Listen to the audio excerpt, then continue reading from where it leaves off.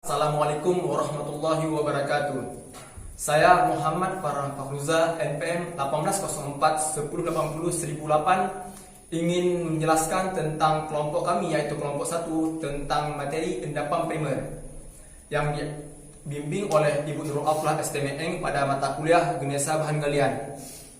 Nah, sebelum saya menjelaskan tentang apakah itu endapan primer, saya akan menjelaskan terlebih dahulu proses pengendapan bahan galian. Itu ada 4. Yang pertama itu ada endapan primer, yang kedua itu ada endapan sekunder, dan endapan sedimenter, dan terakhir itu ada endapan metamorf. Nah, adapun endapan primer itu sendiri adalah endapan yang terjadi yang berhubungan langsung dengan magma. Adapun macam-macamnya ada 5. Yang pertama itu ada konsentrasi magmatis, yang kedua ada metasomatis kontak, dan yang ketiga itu ada hidrotermal, dan yang keempat itu ada vulkanis, dan kelima itu ada pegmatik.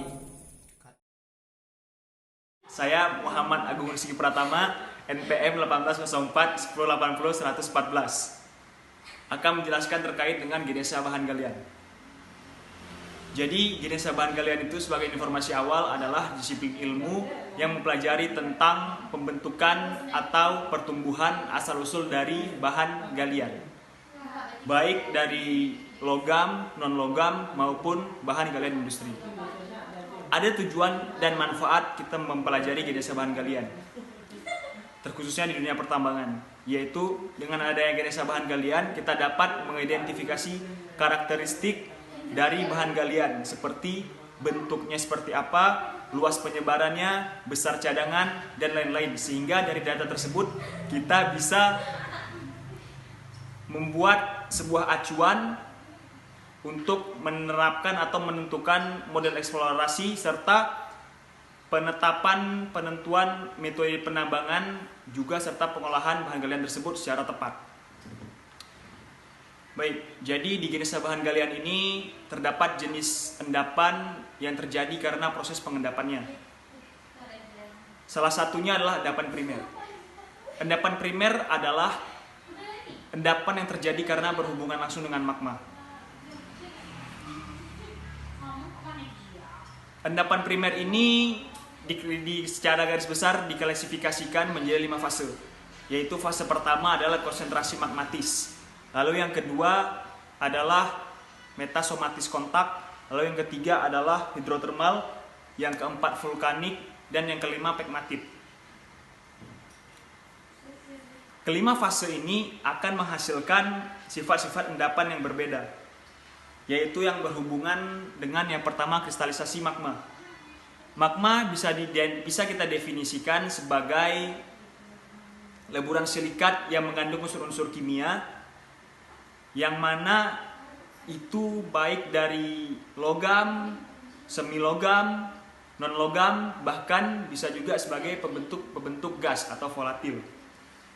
Magma terdapat pada suhu dan tekanan yang tinggi. Diperkirakan magma terdapat pada jarak 40 km atau lebih di bawah permukaan bumi. Magma bersifat mobile, dan salah satu mobilitasnya adalah intrusi magma yang menuju ke rekahan atau retakan batuan yang ada di kulit bumi. Dalam perjalanannya, intrusi magma mengalami penurunan suhu dan tekanan. Nah, disitulah terjadi proses yang namanya kristalisasi magma silikat. Kristalisasi mineral silikat. Endapan galian yang terbentuk bersama-sama dengan batuan di sekelilingnya disebut sebagai syngenetik. Nah, lalu endapan yang terbentuk setelah terjadi bebatuan disebut epigenetik. Yang kedua adalah jarak endapan mineral dengan asal magma. Ini terbagi menjadi, yang pertama adalah intramagmatik, yang kedua perimagmatik, yang ketiga kriptomagmatik, yang keempat apomagmatik, dan yang kelima adalah telemagmatik. Bagaimana cara pengendapan terjadi? Ada yang pertama itu terbentuk karena kristalisasi magma atau di dalam magma. Lalu terbentuk pada lubang-lubang yang telah ada. Lalu mesotomatisme atau replasement, yaitu reaksi kimia antara batuan yang telah ada dengan larutan pembawa biji. Yang keempat, bentuk endapan dapat berupa masif, stonework, urat atau perlapisan. Waktu terbentuknya endapan syngenetik dan epigenetik yang seperti sudah saya jelaskan tadi. Nah, lalu kita akan masuk kepada fase magmatik cair atau magmatic concentration. Fase ini adalah pembentukan mineral, di mana mineral terbentuk langsung pada magma melalui diferensiasi magma. Bahan galian yang terbentuk karena adanya diferensiasi magma. Magma sebagai cairan panas dan pijar merupakan sumber dari jebakan biji yang terdiri dari bermacam-macam komponen, di mana dari masing-masing komponen mempunyai daya larut yang berlainan. Pada waktu magma naik ke permukaan bumi, maka temperatur dan tekanannya akan turun. Akibatnya terjadi kristalisasi, di mana komponen yang sukar larut akan kristal terlebih dahulu, maka terbentuklah endapan biji. Misal cara gravitasional cycling. Mineral yang banyak terbentuk dengan cara ini adalah kromit, pita magnetit, dan petlandit. Biasanya mineral sederhana atau monomineral dan tergolong mineral berat. Pada tahap awal pengkristalan fase magmatik cair ada 3 peristiwa yang mungkin terjadi, yaitu ada diseminasi, segregasi, dan injeksi. Diseminasi adalah penghamburan komponen batuan. Jadi artinya maksudnya adalah mineral yang terbentuk akan tersebar merata di seluruh massa batuan, atau sebagai penghamburan mineral dalam batuan beku yang kristal pada tempat dalam, dan bila yang terhambur tadi bermuai, maka sebagai satu kesatuan batuan dapat dianggap sebagai mineral bahan galian. Contohnya itu ada jebakan intan di Afrika Selatan, jebakan korundum dalam batuan nephelinsenit di Ontario, Kanada, dan ada jebakan platina. Yang kedua adalah peristiwa segregasi. Segregasi ini adalah mineral yang terbentuk tidak tersebar merata, tetapi hanya kurang konsentrasi di dalam batuan dan terjadi hasil dari graviti diferensiasi dan akumulasi dari mineral-mineral. Istilah yang dipakai pada endapan mineral bahan galian yang kristal terlebih dahulu.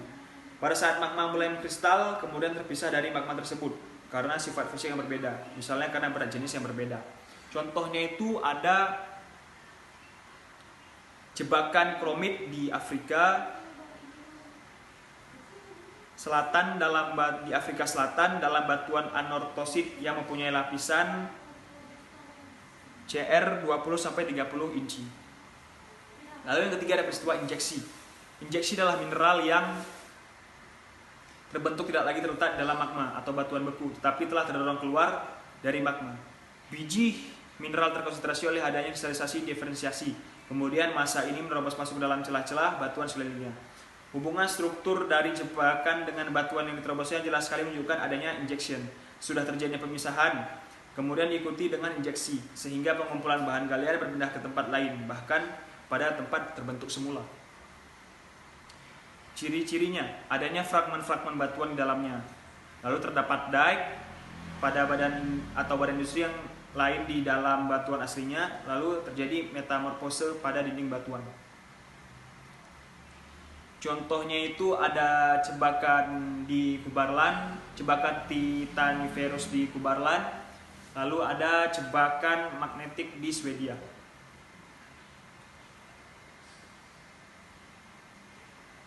Pada konsentrasi magmatis ini terjadi 2 proses, yakni early magmatik adalah endapan yang terjadi langsung dari proses magmatik mineral yang lebih cepat dari membekunya batuan silikat dan dipisahkan oleh kristalisasi diferensiasi. Lalu ada late magmatik adalah jebakan yang menghasilkan kristal setelah terbentuk batuan silikat sebagai bentuk sisa magma yang lebih kompleks dan mempunyai corak dengan variasi yang lebih banyak. Magma dari endapan late magmatik mempunyai sifat mobilitas tinggi. Jebakan ore mineral late magmatik terjadi setelah terbentuknya batuan silikat yang menerobos dan bereaksi dengan menghasilkan rangkaian reaksi. Jadi, endapan konsentrasi magmatis dapat terjadi karena beberapa faktor. Yang pertama itu adalah kristalisasi magma yang telah saya jelaskan tadi di awal-awal. Lalu ada diferensiasi, segregasi, injeksi, dan syngenetik. Perkenalkan, nama saya Said Muhammad Muafi, NIM 1804 1080 149 dari kelompok 1. Pada kesempatan kali ini saya akan menjelaskan tentang metasomatis kontak. Jadi metasomatis kontak ini adalah kontak yang terjadi antara batuan samping dengan magma, di mana pada saat prosesnya ini terdapat penambahan unsur-unsur dari magma itu sendiri. Misalkan AB ditambah CD itu akan menghasilkan ACY dan BDZ. Metasomatis kontak ini biasanya terjadi pada batuan kapur, tetapi juga dapat terjadi pada pembentukan terjadi pada pembentukan mineral secara hidrotermal.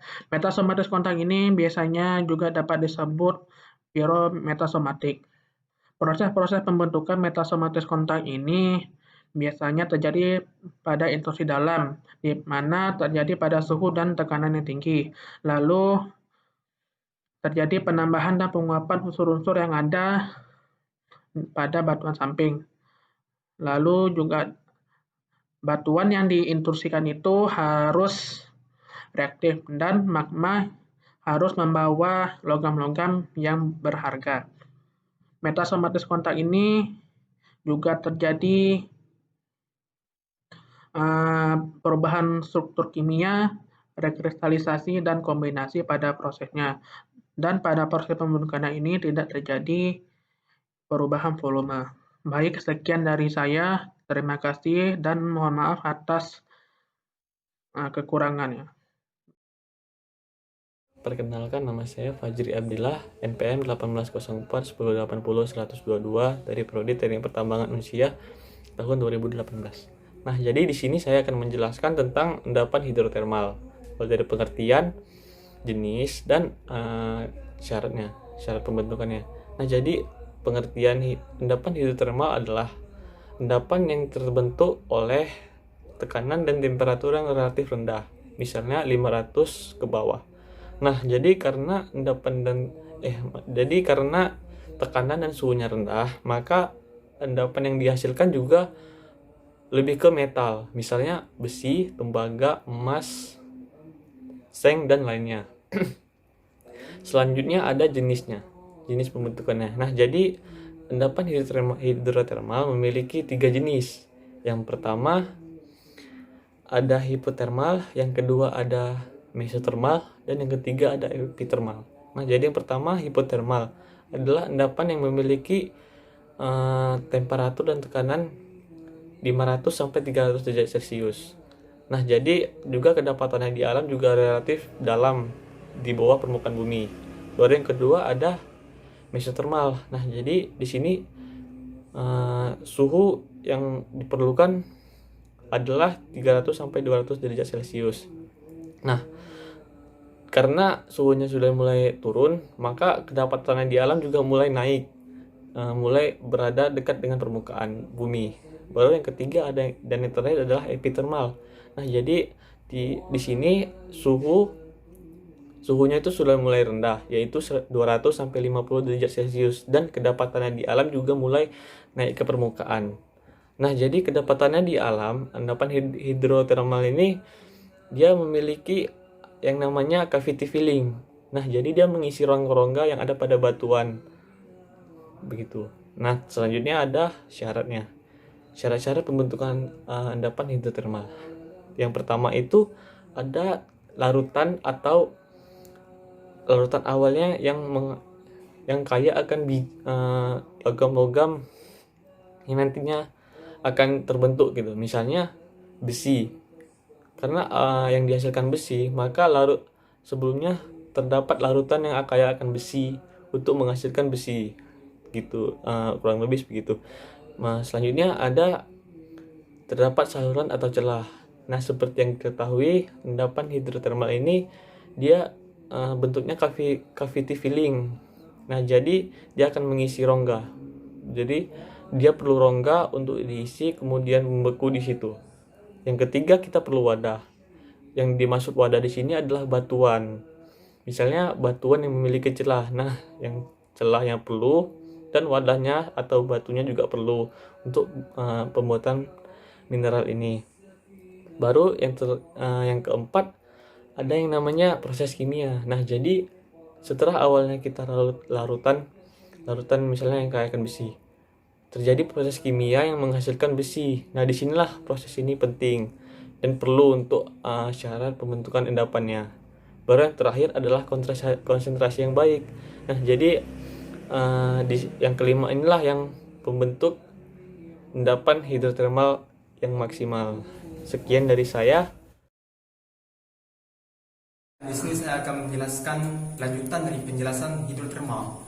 Adapun ukuran butir dan sifat permukaan dari hidrotermal itu sendiri, Yang pertama itu ada ukuran butir yang halus menghasilkan ruang pori yang kecil sehingga permeabilitasnya juga kecil.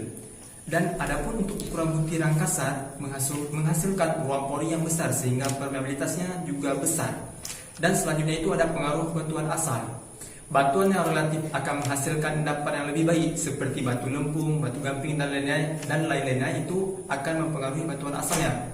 Nah, selanjutnya itu ada faktor-faktor yang mempengaruhi pengendapan. Yang pertama itu ada perubahan kimia dan reaksi-reaksi kimia, yang mana harga P and T menjadi arti yang sangat penting. Dan yang kedua dari faktor-faktor yang mempengaruhi pengendapan itu adalah dalam replacement, substitusi ion-ion lama oleh ion-ion baru dari larutan akan menghasilkan mineral-mineral baru. Dan adapun yang ketiga itu pertemuan antara larutan dengan batuan asal membuat ketidakseimbangan kimia sehingga terjadi reaksi kimia menjadi setimbang lagi dan menghasilkan mineral-mineral baru.